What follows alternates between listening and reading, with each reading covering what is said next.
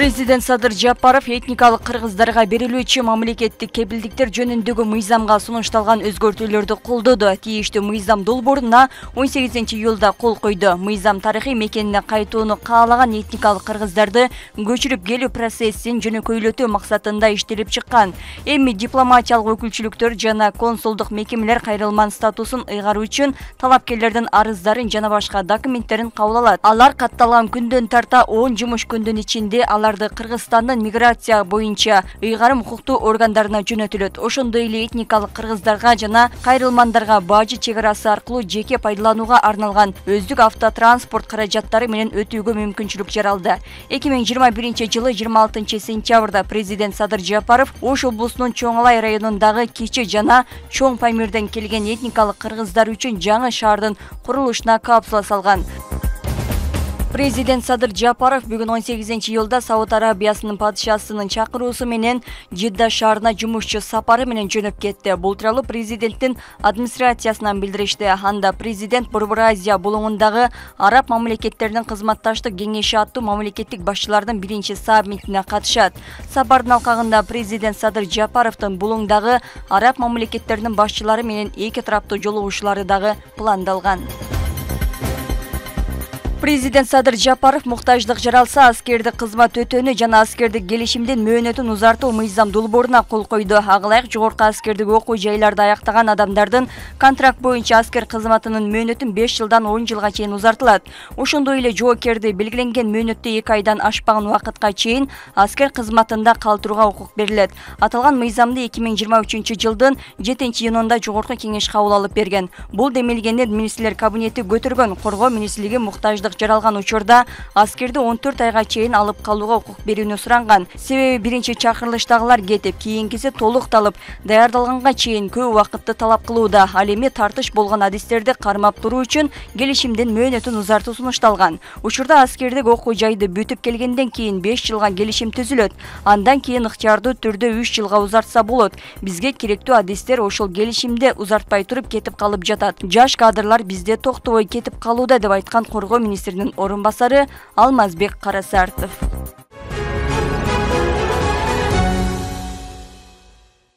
Кыргыз-өзбек мамлекеттик чек ара тилкесинде жайгашкан өткөрүү жайлары штаттык режимде иштеп жатат. Бул тууралуу УКМКнын чек ара кызматынан билдиришти. 10-жылдан баштап Достук автожол өткөрүү жыйынында жүргүнчүлөрдүн жана транспорт каражаттарынын агымы көбөйгөн. Бул сутка аралыгында өткөрүү жайында 18 жана 22 миңден адам өтөт. 2023-жылдын 6 айында Достук автожол бекети аркылуу 280 миң адам өткөн. 68 миңден ашуун транспорттук каражаттар өткөн. Ал эми чек ара пунктунун өткөрүү жөндөмдүүлүгү тынымсыз чек ара жүргүзүүнү эсепке алганда бир суткада 16.400 адамды өткөрүүгө ылайыкташкан. Жарым жыл ичинде өткөрүү жайынын аскер кызматчылары туура эмес документ көрсөткөн 595 жаранды аныкташкан. 2023-жылдын 6 айында гана Достук автожол пунктунун чек арачылары жалпы суммасы 51.652 миң сомду түзгөн аткезчилик жүктү кармашкан. Анын ичинде алтын буюмдар жана чет элдик валютадагы акча каражаттары дагы болгон.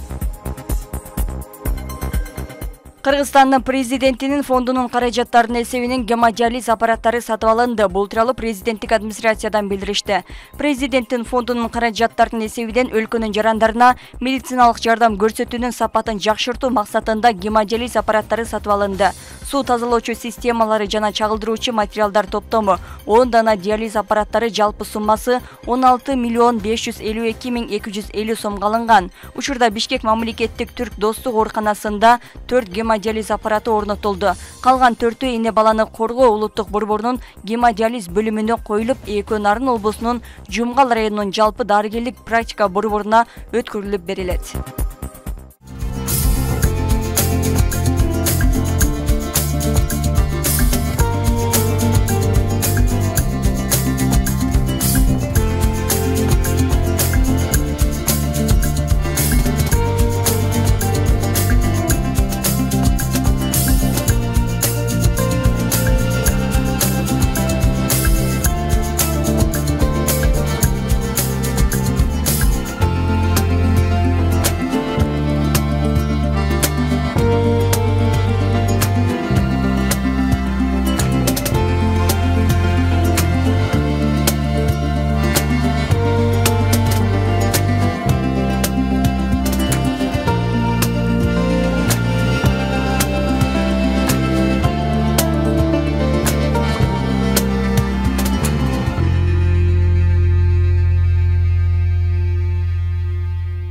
Аба ырайы тууралуу маалыматтын демөөрчүсү Жемчужина Нила чайы.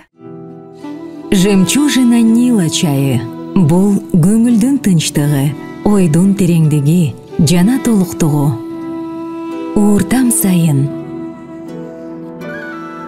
Бул өз жан дүйнөңдөгү нукура кенчти табуу убакыты.